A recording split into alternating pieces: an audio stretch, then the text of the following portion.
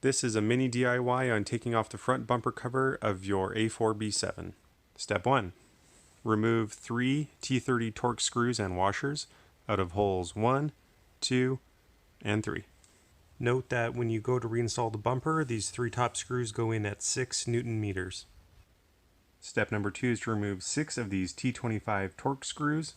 Those locations are 1, 2, 3, 4, 5, and 6. There's also a single plastic pull tab, and that comes out of right there.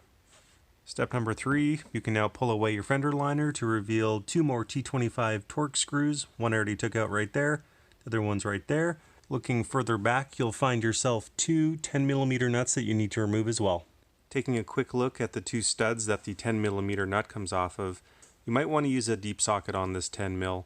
Not only is it a far reach to the back of the nut once it's all the way threaded on, but this actually isn't solid metal either. It's quite soft, so you want to get a good grip on it. With the final fasteners off, all you're going to be doing is giving the bumper a little tug on this side, which I've already done, and it easily separates from the front of the car. I have something to support it here, my stool, that's going to catch the weight of the bumper, and likewise on the other side, there's really only 2 tabs, and it pulls straight off the front. Be careful as you pull off the front bumper cover, because on the driver's side, watch out for any sensors you may need to disconnect.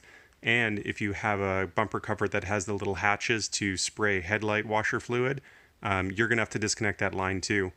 Just make sure you have a plan when you disconnect the bottom of this. Either plug the hose or catch the remaining fluid from the reservoir into some sort of pan. And now that your bumper's off, you can take a moment to inspect some of the wiring harness if you have Homelink or running to your fog lights. You can also take a look at the windshield washer fluid hoses to make sure that they're in good condition if you have spray jets for your headlights too. If you've taken off your bumper cover to swap out the grille, you're only 9 T20 Torx screws away from doing that as well. Check out the cleanliness and the condition of the fins on both your condenser and your radiator.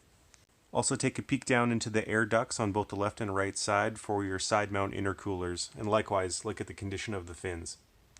Also check for signs of past front end impact. Even a minor one can damage things, like in mine, for example.